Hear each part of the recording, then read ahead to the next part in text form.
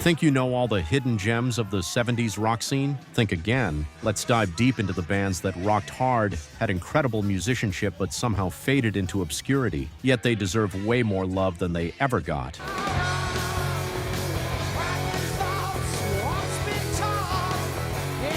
UFO was one of the most underrated hard rock bands of the 70s, blending heavy riffs, melodic hooks, and jaw-dropping guitar work. Formed in 1968, their early albums leaned towards space rock, but with Phenomenon in 1974, they shifted to a hard rock sound. Songs like Dr. Doctor and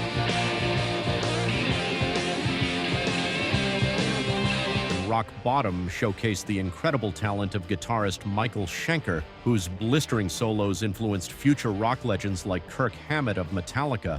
Despite releasing classics like Lights Out in 1977 and Strangers in the Night in 1979, UFO never reached the same heights as Led Zeppelin or Deep Purple.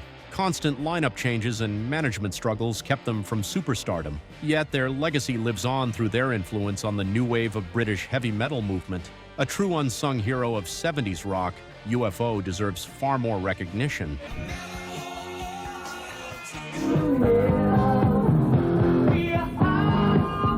If there was ever a band that should have been huge but never quite made it, it's Starz. Hailing from the US, this hard rock outfit had all the elements for success: catchy hooks, driving riffs, and anthems that rivaled the biggest bands of their era.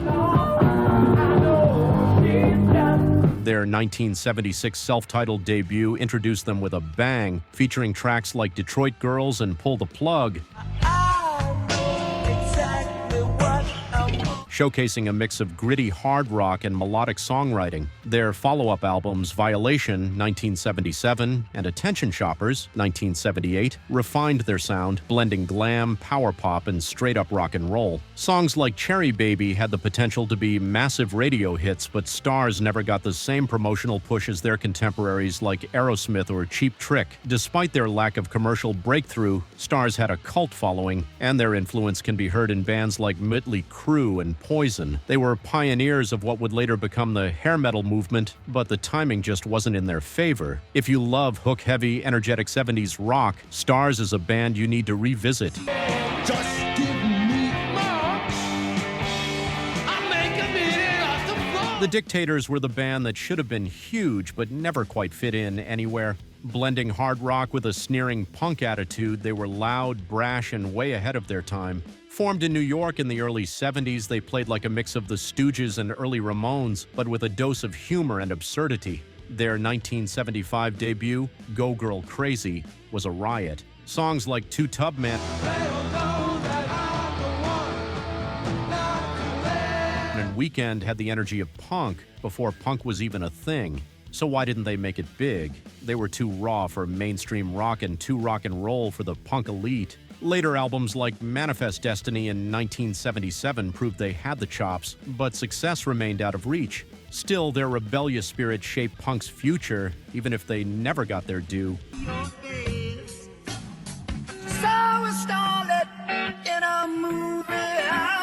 Detective had all the right connections. Signed to Led Zeppelin's Swan Song label and featuring the charismatic Michael Des Barres on vocals, they had a bluesy, heavy sound that fit perfectly in the 70s rock landscape. Their self-titled debut album, 1977, delivered tracks like Recognize Me and Grim Reaper,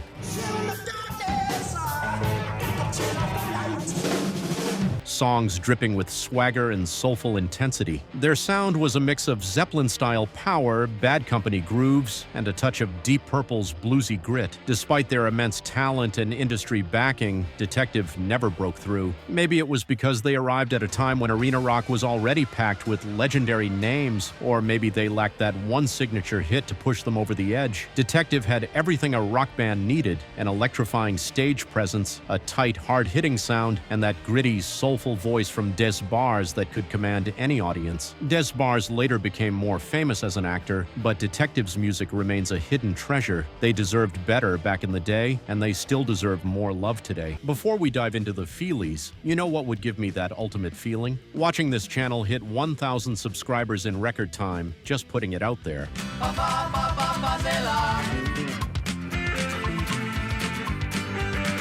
The Feelies were one of those bands that had everything: brilliant musicianship, infectious energy, and a sound ahead of its time, but never got the recognition they deserved. Formed in New Jersey, they blended jangly guitars, hypnotic rhythms, and nervous intensity, creating a style that later influenced REM and Sonic Youth. Their 1980 debut, Crazy Rhythms, featured standouts like Fa Se La and The Boy with the Perpetual Nervousness.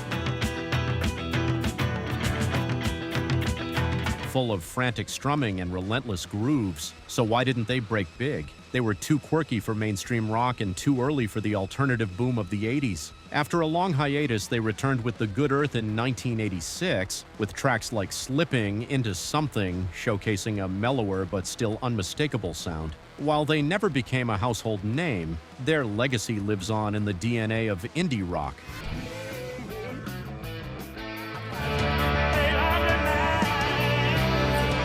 Straight out of Atlanta, Hydra was the definition of southern rock with a hard-edged, bluesy bite. While bands like Lynyrd Skynyrd and the Allman Brothers dominated the southern rock scene, Hydra leaned more towards the heavy, riff-driven side of things, making them stand out. Their self-titled debut album in 1974 delivered tracks like Glitter Queen and Going Down,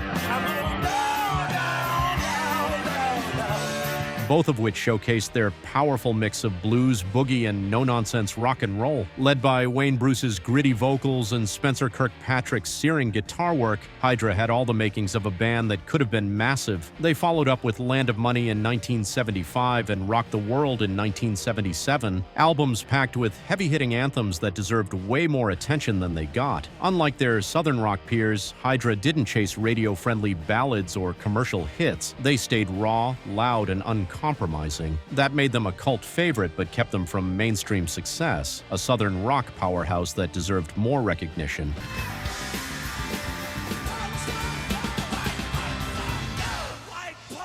The Tubes were one of the most outrageous and theatrical bands of the 70s, blending rock, satire, and performance art into a wild spectacle. Hailing from San Francisco, they had a knack for combining catchy hooks with biting social commentary.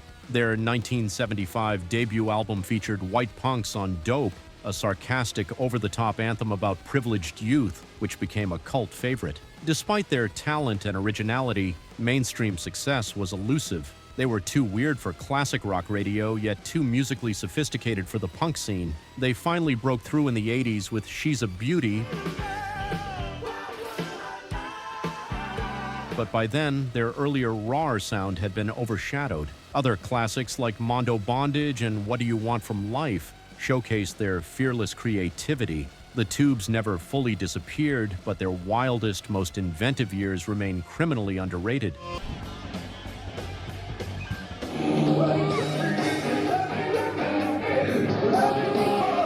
Before they became Y&T, they were known as Yesterday and Today, a Bay Area band that straddled the line between hard rock and the emerging heavy metal scene. Formed in the early 70s, they had a melodic yet powerful sound, driven by Dave Meniketti's soaring vocals and blistering guitar work.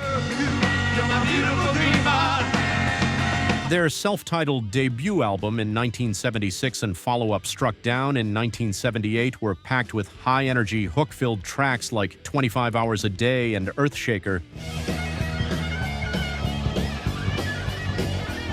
which showcased their ability to mix melody with pure rock intensity. So why didn't they explode in the 70s? Timing. By the late 70s, disco was dominating the charts, and the rise of punk made it tough for straight-up rock bands to gain traction. It wasn't until the 80s, when they rebranded as Y&T, that they finally got more recognition, but their 70s material remains some of the most underrated hard rock of the era, raw, anthemic, and filled with undeniable talent.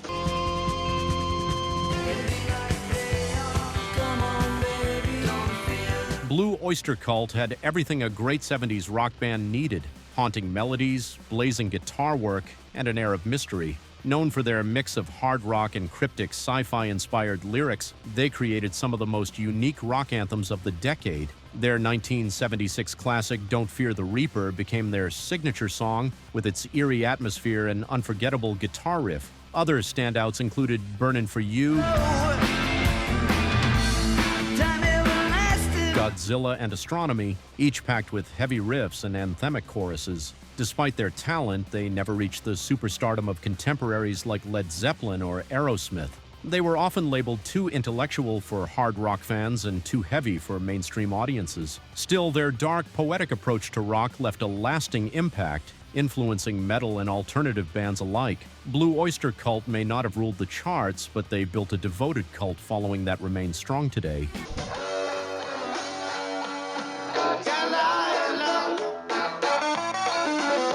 Few bands embodied theatrical rock quite like the sensational Alex Harvey band. Fronted by the eccentric and charismatic Alex Harvey, they were a mix of hard rock, glam, blues, and cabaret-style theatrics, making them one of the most unique acts of the 1970s. With albums like Next in 1973 and The Impossible Dream in 1974, they delivered unforgettable tracks such as Faith Healer,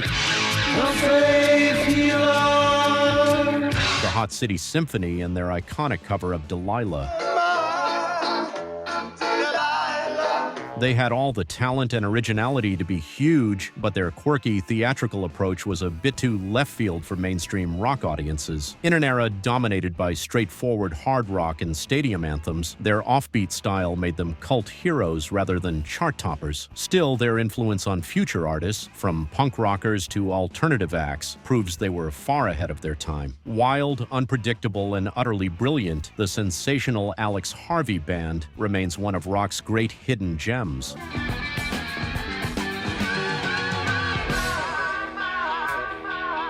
April Wine might just be one of the most underrated rock bands to come out of Canada. Blending bluesy hard rock with melodic hooks, they had all the ingredients of a classic arena band but never quite got their due. Formed in the late 60s, they hit their stride in the 70s with albums like Harder, Faster and First Glance, producing killer tracks like Roller, I Like to Rock,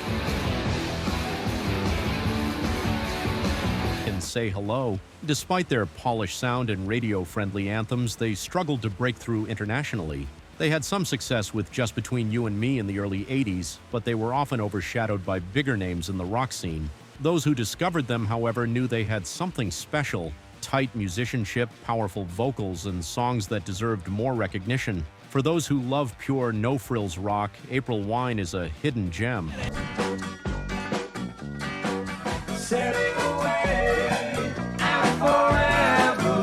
Blending progressive rock, glam, and futuristic themes, Bop Deluxe was one of the most innovative yet overlooked bands of the 1970s.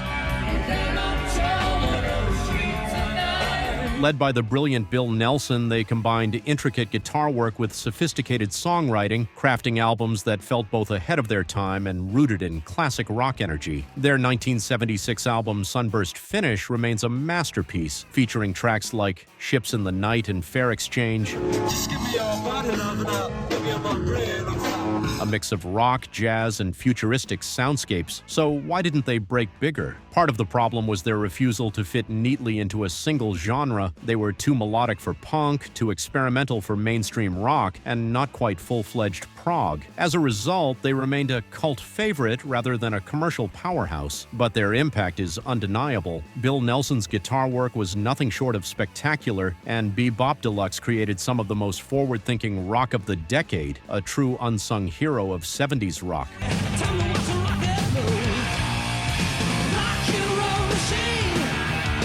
Triumph was Canada's answer to power trio rock giants like Rush, yet they never quite reached the same legendary status. Formed in 1975, they delivered a mix of hard rock, progressive elements, and soaring anthems. Their breakout moment came with Lay It on the Line in 1979. A song that showcased Rick Emmett's incredible guitar work and unmistakable vocals. Other standouts like Magic Power, Fight the Good Fight, and Rock and Roll Machine proved they had both technical skill and arena-ready hooks. Despite their talent, Triumph always seemed to live in the shadow of Rush. They had the musicianship, the songs, and a devoted fan base, but they lacked the consistent mainstream push needed for superstardom. Still, for those who dig electrifying guitar solos and uplifting rock anthems, Triumph remains one of the great unsung bands of the 70s and 80s.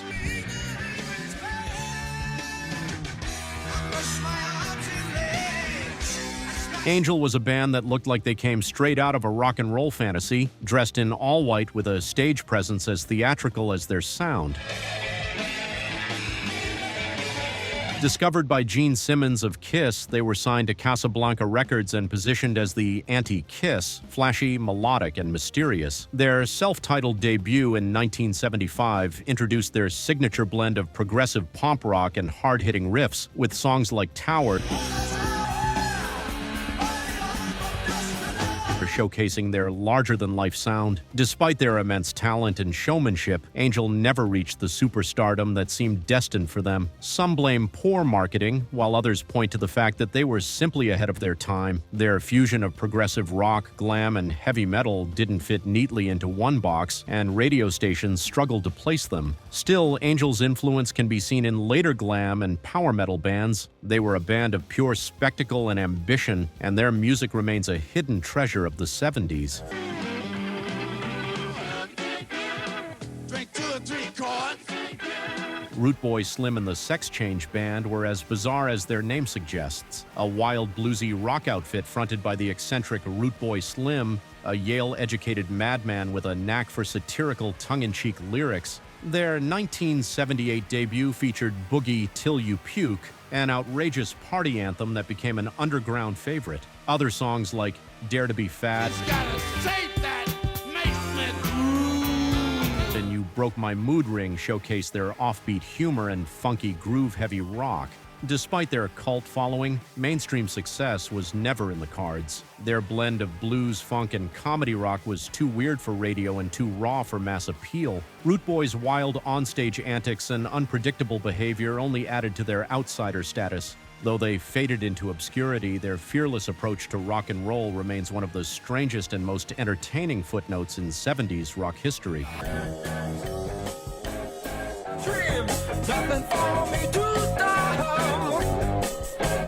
Texas-based Bloodrock took hard rock into darker, heavier territory, blending eerie storytelling with pounding riffs. Emerging in 1969 under producer Terry Knight of Grand Funk Railroad fame, they had a raw, sinister edge that set them apart. Their biggest moment came with DOA from Bloodrock 2 in 1971.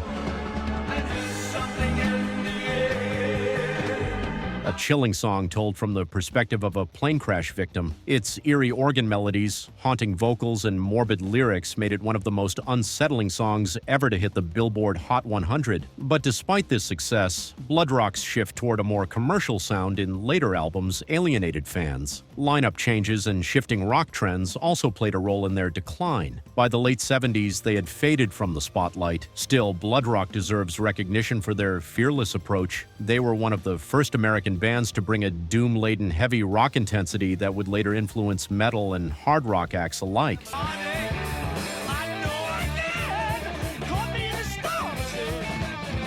Sir Lord Baltimore was one of the earliest bands to truly embrace what would later be known as heavy metal. Formed in Brooklyn in the late 60s, they played loud, fast, and unapologetically heavy, so much so that some critics credit them with pioneering the genre. Their 1970 debut album, Kingdom Come, featured thunderous tracks like Master Heartache and Helium Head,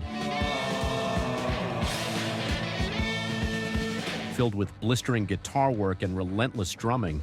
Despite their groundbreaking sound, the band never found commercial success. Their music was too aggressive for mainstream rock at the time, and poor promotion didn't help their case. By 1976, they had disappeared entirely, yet their raw power and high-energy playing laid the groundwork for countless metal and stoner rock bands that followed. Though they vanished without a trace, Sir Lord Baltimore's legacy as a proto-metal powerhouse remains undeniable.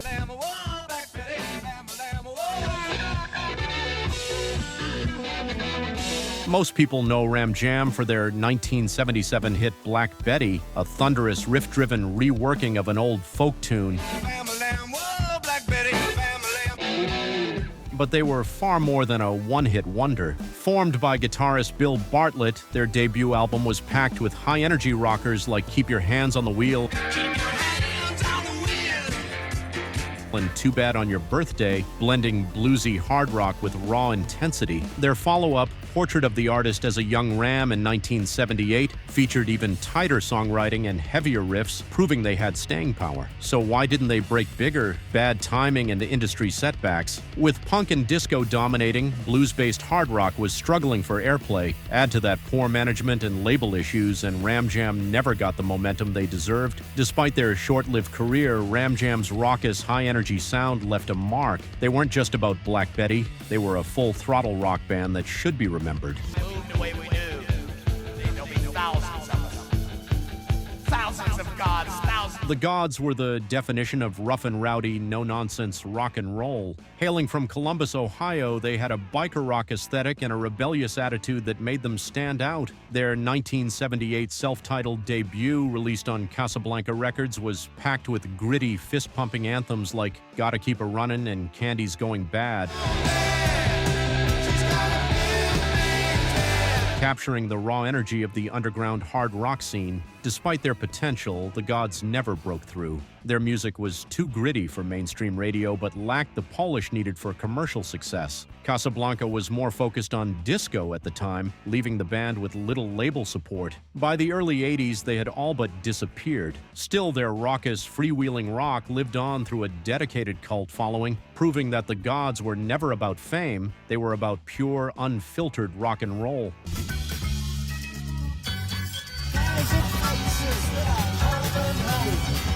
Germany's Triumvirat was often called the German Emerson, Lake and Palmer, and for good reason. This progressive rock powerhouse blended virtuosic keyboard work, intricate compositions, and classical influences, creating some of the most ambitious music of the 70s.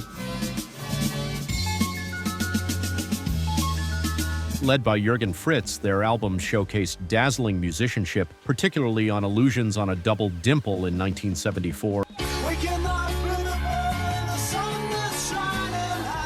And Spartacus in 1975, the latter being a concept album about the legendary gladiator. Despite their technical brilliance, Triumvirat never gained widespread recognition outside Europe. Progressive rock was already a niche genre, and with bands like ELP, Genesis, and Yes dominating the scene, they were often overshadowed. In addition, lineup changes and a decline in prog's popularity by the late 70s hindered their momentum. Yet Triumvirat remains one of prog rock's finest hidden gems. Their blend of orchestral grandeur and rock energy deserves to be rediscovered by any fan of the genre. They were proof that prog rock wasn't just a British movement, it was global, and it was spectacular. That's it for these underrated 70s rock bands. If you loved rediscovering these forgotten gems, make sure to like, subscribe, and hit the bell so you never miss out on more rock nostalgia. And if you're hungry for more, check out our other videos on 70s bands that deserved more recognition.